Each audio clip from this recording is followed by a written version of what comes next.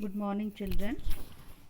Today, now we will study the next part of biological classification, that is kingdom Animalia, and this is the last kingdom and the last topic of the chapter. Also, here, which is biological classification, and as this animal kingdom will be over, then your unit 1 also will be completed. So revise all the topics we have studied in the biological classification and ask your doubts if you have. So we'll start with the topic kingdom Animalia today, and we will see what are the that topics required to study as per the syllabus.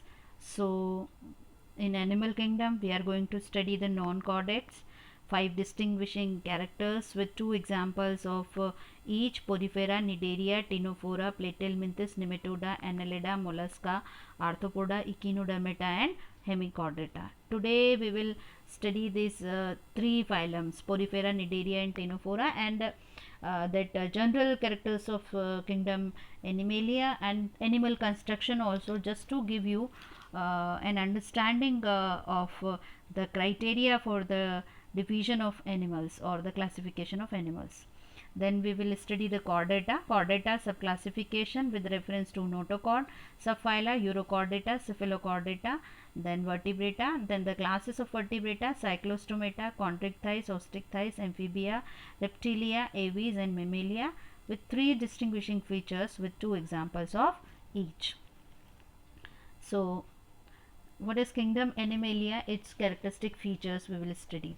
So all the organisms come under the animal kingdom, they are eukaryotes. You have studied very well that eukaryote and prokaryotes, these are the means organism based on the type of cells present in their body. So eukaryotes, it means the eukaryotic cells are present in their body, and their body is being multicellular.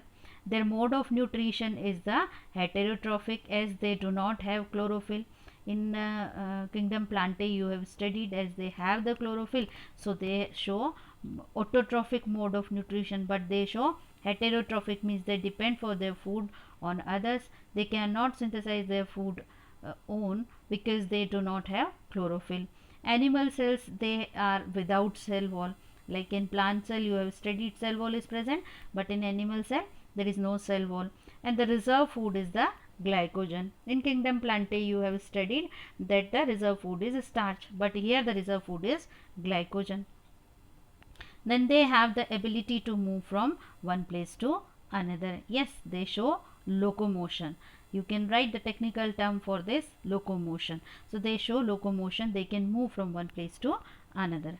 Now in order to understand the classification of the animal kingdom, we have to study the animal construction, the different features in the animals. On that basis classification of animal is done by the scientist. This time it is not given in your syllabus, but in order to understand the various points or the characteristic features of the animals, I am describing you in short. So in animal construction we will study the body plan. 3 types of body plans are there: body symmetry, coelom development, embryonic cell layer and segmentation. So let's start with the body plan. Body plan and construction forms an important basis of classification of animals. In any animal kingdom, the 3 types of body plans are observed. The first plan is the cell aggregate plan. Cell aggregate plan, what does it mean? Here body is represented by loose aggregate of cells, simply the aggregation of the cells, and they are not organized to form the tissue. So this is the cellular level of organization. This is made up of cells only, and the cells also in the loose aggregation.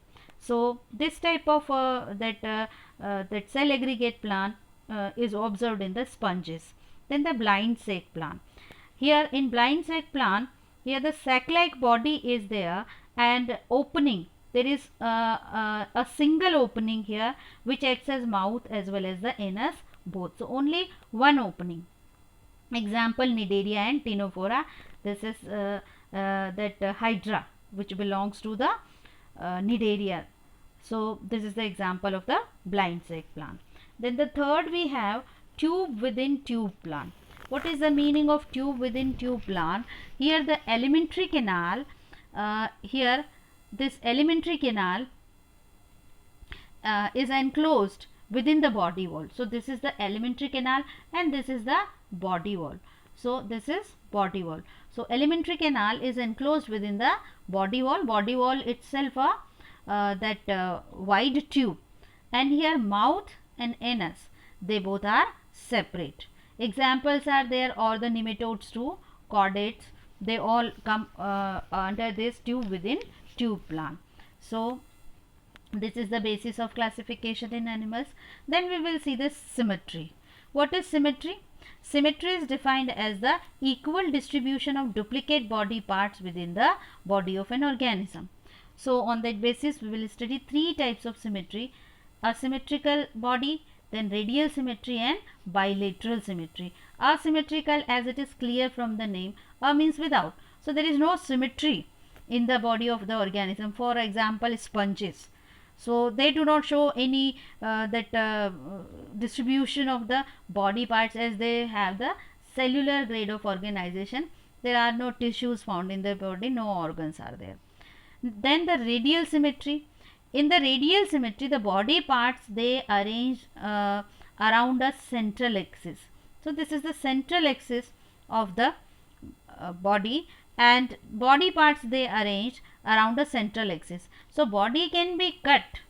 You can see the body can be cut into two equal halves in plane, means in by any plane, but that must pass through the axis. Okay, it can be cut in this plane also, it can be cut in this plane also, but it must pass along the axis, that is the central axis is there. So this is the radial symmetry. Then the bilateral symmetry. Bilateral symmetry means there is only one plane. There is only one plane to divide the body parts into two equal halves. This is one, this is the another one. So the only one plane into which the body is divided into the two equal half. This is what the first half and this is the second half of the body. So this is found in the arthropoda and most of the chordates also. And here you will see this part of the body, it is the anterior end, and this is the posterior end, and this upper surface, this is the dorsal surface, and here the lower surface, this is known as the ventral surface. So this is the bilateral symmetry. Now next we will see the coelom development. So coelom is what? Coelom is actually body cavity. The coelom is defined as the space between the body wall and the alimentary canal, that is coelom. So coelom development we'll see in three ways. On that basis the different type of organisms are there. So first condition is the acoelomate. Acoelomate, means without, coelomate means coelom. So here there is no coelom. You can see just the digestive cavity is only present here, no body wall is there. So coelom is absent and there is no space there separating the outer of their body from the internal organ. So here there is no space in between these layers of the body. So only digestive cavity is present here. So coelom is not there, that is why they are acoelomate. All the flatworms, jellyfish, they show this acoelomate type of coelom. Then the pseudocoelom. So organism, those who have the pseudocoelom, they are pseudocoelomate. Pseudocoelomate, pseudo means false. Coelom is present, but this coelom is not true. It is false coelom. So what is true coelom? True coelom means the coelom which develops from the mesoderm. But here coelom is present, but it is not lined with the mesoderm. So the space between the alimentary canal and the body wall, it is not lined by the mesoderm. So that is why it is the pseudocoelom. This is pseudocoelom, but this is not lined by mesoderm. So here this pseudocoelom, actually it is a persistent blastocele. a cavity in the blastula, that is blastocoel, that actually forms the coelom here. So this is pseudocoelom. Examples, all the roundworms, nematoda, they show this, nematodes. Then the third is the coelomate, or we call it as the eucoelomate, that is the true coelom. So here the coelom present and true coelom is there, it means it is lined by the mesoderm. So you can see here the mesoderm, and this is the mesentery ectoderm, and this is the mesoderm. This mesoderm present here also and here also.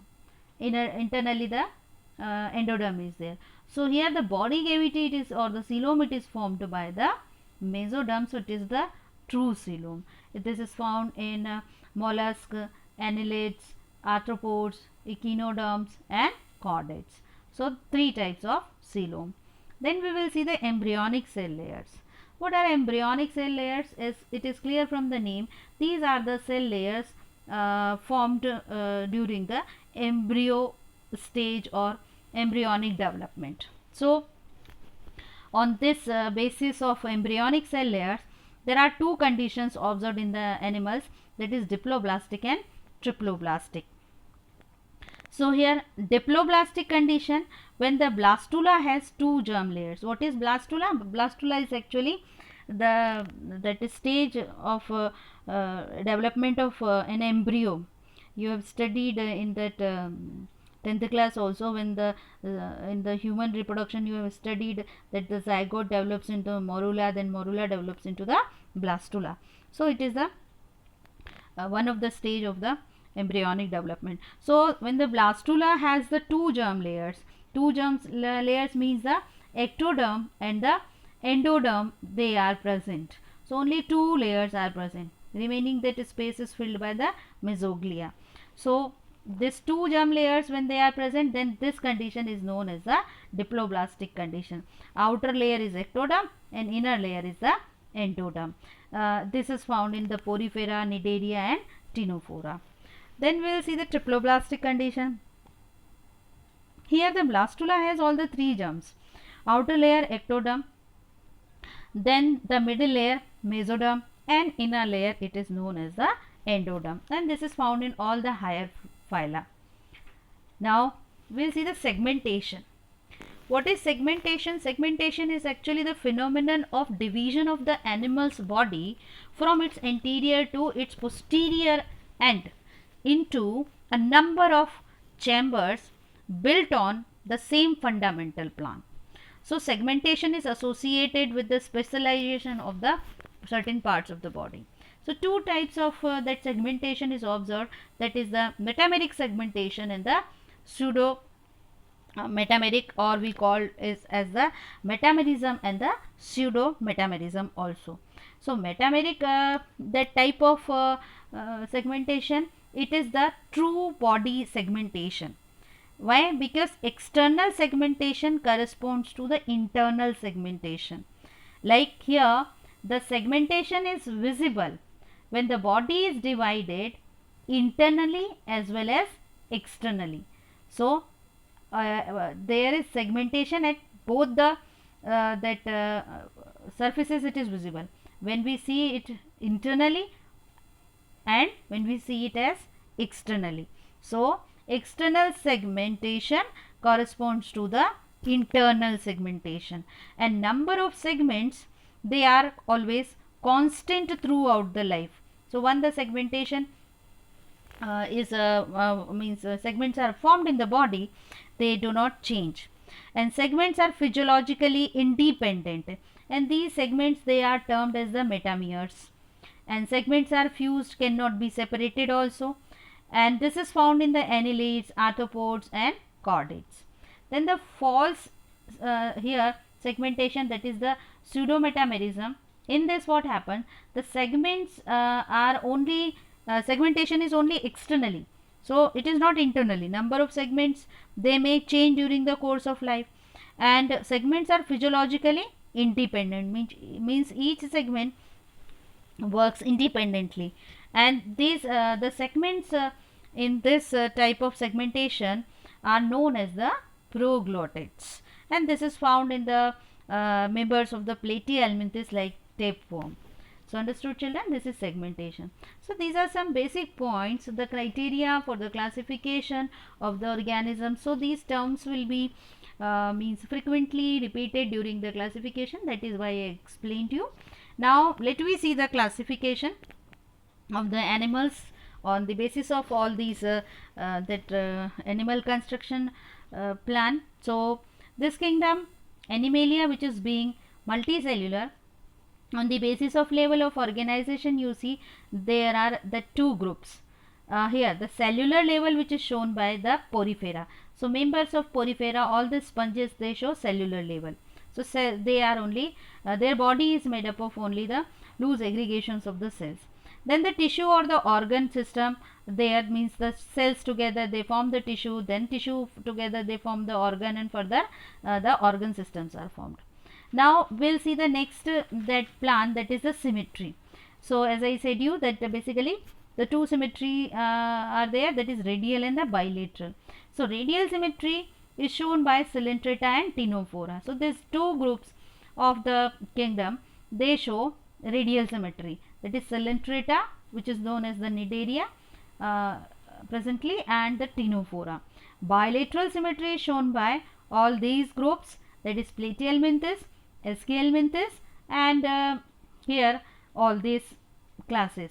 But those who are showing bilateral symmetry, further they are divided into the different groups on the basis of their coelom, that is a body cavity. So if there is no body cavity, they are acoelomate, members of the Platyhelminthes. False coelom is there, coelom is not true, pseudocoelomate, Aschelminthes, and true coelom, that is the coelomates, that is Annelida, Arthropoda, Mollusca, Echinodermata, Hemichordata and Chordata. So here this is the basis of the classification of the animals. Here Echinodermata, they exhibit radial or bilateral symmetry depending on the stage. So this is the broad classification of animal kingdom based on the common fundamental features. So these organisms of the animal kingdom or animals, they are basically divided into the two groups, the chordates and the non-chordates. So let me study today we'll start with the non-chordates. Then we will study the next group, that is the chordates. So in the non-chordates means here that notochord is absent. So in this group we will study the first phylum, that is Porifera. So let me see what are the characteristic features of the phylum Porifera. Porifera, the animals which belongs to the Porifera, they are pore bearers. Pori means pores, fera means to bear. So these animals, they have pores on the body surface. Okay, on that basis the name of the phylum is here, that is Porifera. So organisms of Porifera, they are aquatic, sedentary means they do not move, and they show cellular level of organization. Asymmetrical body, diploblastic, presence of canal system. So because pores are present on their body, and through the pores water enters into the cavities of the body, and all these together it forms a canal system. So this is the canal system. Body wall perforated by ostia. So you can see this is the ostia, means body wall has pores, and these pores are known as the ostia. And osculum is the one of the pore, osculum. It acts as excurrent pore, means water enters through the ostia and goes out through the that larger opening. This is known as the osculum. Then the body cavity is known as the spongocoel. No body cavity, simply the hollow space inside the body, that is spongocoel. And asexual reproduction takes place by budding and gemule formation. Usually hermaphrodite. Hermaphrodite means both the reproductive organs are present in their body. Development indirect. Indirect means embryo does not develop into the mature individuals directly. Here that development is indirect means it involves larval stages. Development is that indirect means it involves the larval stages. So the name of the larva are there, the parenchyma or amphiblastula larva. Examples are there is all the sponges, and they show high power of regeneration also. So examples are there that Euplectella, Hyalonema, glass rope sponge, Leucosolania, Cycon, Escon, Spongilla, many are there. You can run that learn 2 to 3 examples of it. Then we will see the phylum Cnidaria. Phylum Cnidaria, they are actually aquatic, freshwater or marine, their habitat, multicellular, and they show the tissue grade of organization, means in their body cells aggregate and together they form the tissues. They are radially symmetrical and diploblastic. Body cavity is known as the gastrovascular cavity or the cylindrone also. So on that basis it's that previously this phylum was named as Coelenterata because of the body cavity cylindrone. And presence of stinging cells, these stinging cells are the cnidoblast. For protection, these cells are present in them, and for capturing the food also. So they help to capture the food also, means the other organism as the food. So cnidoblast or stinging cells are there. On that basis its present name is Cnidaria. And alternation of generation is seen in it, like you have studied alternation of generation in plant, but it is seen in the members of the phylum Cnidaria also. Here alternation of generation is taking place between two that phases of their life, means that two type of bodies are formed in their life cycles, that is medusa and polyp. So two phases are there. Medusa is being the umbrella shaped body and sexually reproducing body is there, and polyp is the tubular body, and this is asexually reproducing body phase. So in this manner they show alternation of generation. Examples are there Hydra, Obelia, jellyfish, they all are the example. And this is the diagram of a jellyfish. So here this is phylum Cnidaria. Now next we will see the phylum Ctenophora. The individuals of phylum Ctenophora, they are commonly known as the comb jellies or the sea walnuts because of their appearance like the jellies, and they have the comb plates, that is why comb jellies, and their appearance like the walnuts. So phylum Ctenophora, we'll see the characteristic features: exclusively marine, radially symmetrical body, diploblastic organisms with the tissue level of organization is there. So this corrected, this is tissue level of organization. So they show tissue level of organization. Body has 8 external rows of ciliated comb plates, that is why they are known as the comb jellies. Ciliated comb plates are present, and these ciliated comb plates, you can see these are the comb plates. These comb plates, they help them in the locomotion, in the movement. And body has that 8 external rows of ciliated comb plates helping in the locomotion. Digestion is both extracellular and intracellular. They show bioluminescence. Bioluminescence means the property of living organism to emit light.